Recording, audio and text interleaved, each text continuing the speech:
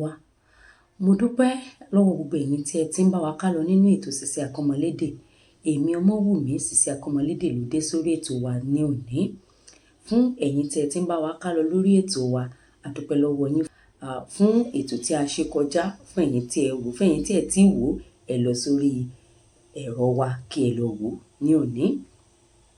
Ní òní, a máa ṣiṣẹ́ lórí ẹ̀ka nínú igi, part of the tree, ẹ̀ka tí ó wà lára igi.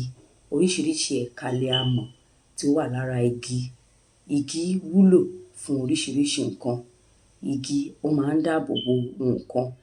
Igi a máa ń lò láti fi dáná. Igi a máa ń ṣe oríṣiríṣi láti ara rẹ̀.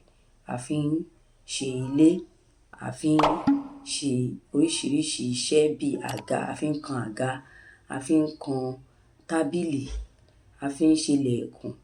Bẹ́ẹ̀ ni mo fẹ́ ká mọ̀ wípé oríṣiríṣi ẹ̀ka ló ń bẹ lára igi. Igi òun ni a lè pè ní tree. Igi òun la lè pè ní tree. Ó ní ewé tí a mọ̀ sí leaf. Ó ní ewé tí a mọ̀ sí leaf. Ó ní gbòǹgbò tí a mọ̀ sí root. Ó ní gbòǹgbò tí a mọ̀ sí root. Ó ní irúgbìn tí a mọ̀ sí seed. Irúgbìn òun ni a máa ń gbìn, òun ni a mọ̀ sí seed. Ó ní òdòdó tí a mọ̀ sí flower. Ó ní òdòdó tí a mọ̀ sí flower. Ó ní èso tí a mọ̀ sí fruit. Èso tí a mọ̀ sí fruit. Èso ni a máa ń ká tí igi bá ti so tí a máa jẹ. Irúgbìn òun ni seed tí a máa ń gbìn. Irúgbìn seed òun ni a máa ń gbìn. Òdòdó òun ni flower. Òdòdó òun ni flower. Ẹ̀ka òun ni branches. Ẹ̀ka òun ni branches. Màá tún sọ, irúgbìn òun ni a máa ń gbìn tí ṣe seed. Root òun ni gbòǹgbò tí a lè fà tu. Root ló máa ń gbilẹ̀. Òdòdó ni flower. Èso ni fruit tí a máa ń rí tí a lè jẹ. Ewé òun ni leaf. Ewé òun ni leaf. Bẹ́ẹ̀ ni a ní oríṣiríṣi igi owó èyí tí a mọ̀ sí economic trees. Ìdí tí a fi ń pè wọ́n ní igi owó òun ni pé a máa ń lò wọ́n fún oríṣiríṣi nǹkan tí ó ń mú owó wọlé. Kì í ṣe nǹkan ṣoṣo ni à ń lò wọ́n fún. Òun ni a fi ń pè wọ́n ní igi owó. Bí àpẹẹrẹ ọ̀pẹ tí ń ṣe palm tree, igi ọ̀pẹ. A lè rí oríṣiríṣi lára ọ̀pẹ. A lè rí ẹyìn, a lè rí epo, a lè rí ìgbálẹ̀, a lè rí ewé tí a fi ń ṣe, tí a fi ń mọ ilé tí a máa ń kó sórí ilé. A lè rí ẹmu lára igi ọ̀pẹ. A lè rí epo pupa. Nǹkan tí a lè rí àdí oríṣiríṣi lára ẹyìn. Oríṣiríṣi nǹkan la lè rí lára igi ọ̀pẹ.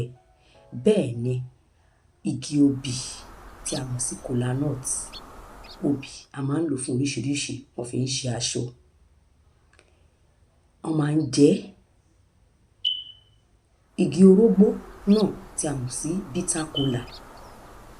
Ó wúlò fún oríṣiríṣi nǹkan. Igi orógbó ó wúlò fún oríṣiríṣi nǹkan. Ẹ̀gẹ́, igi owó ni ẹ̀gẹ́ tí a mọ̀ sí cassava. Nínú cassava, àwọn kan ń jẹ cassava. A lè fi ṣe fùfú. A lè fi ṣe nínú ẹ̀gẹ́ náà, a lè fi ṣe gàrí. A lè fi ṣe èlùbọ́. Oríṣiríṣi nǹkan ni a lè fi igi ẹ̀gẹ́ ṣe. Òun ni a fi ń pè wọ́n ní igi owó.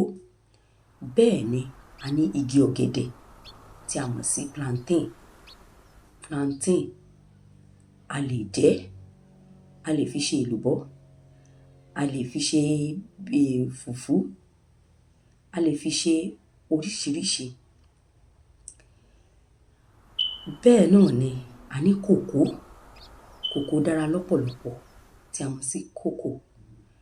A lè fi ṣe tíì, a lè fi ṣe tíì, a lè fi ṣe oríṣiríṣi nǹkan. Wọ́n ń jẹ ẹ́, kì í ṣe nǹkan ẹyọ kan. Àwọn kan fi ń ṣe chocolate tí àwọn ọmọdé máa ń mu. Ìdí tí a fi ń pè wọ́n ní igi owó, òun náà ni wípé torí pé ó ń mú owó wọlé láti pàṣẹ nǹkan tí à ń rí ní ara wọn. Màá tún wọn sọ lẹ́ẹ̀kan sí i.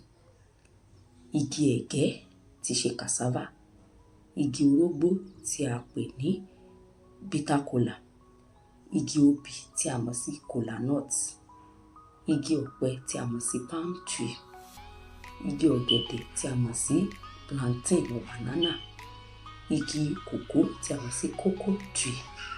Gbogbo wọn ni ó wúlò.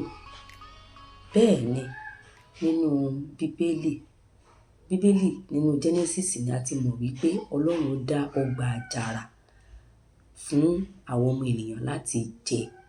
Ó dá igi oríṣiríṣi, ó dá èso oríṣiríṣi fún wa kí a lè jẹ, kí a lè ní àlàáfíà. Bẹ́ẹ̀ ni mo fẹ́ ká mọ̀ wípé oríṣiríṣi àwọn èso wọ̀nyí àti àwọn igi wọ̀nyí ó dáa fún ara wa. Níbí ni màá dá ohun dúró lónìí lórí ètò Sisi Akọ́mọlédè. Ẹ ṣé o lórí ètò wa fún èyí tí ẹ̀ ń gbọ́ wa. A dúpẹ́.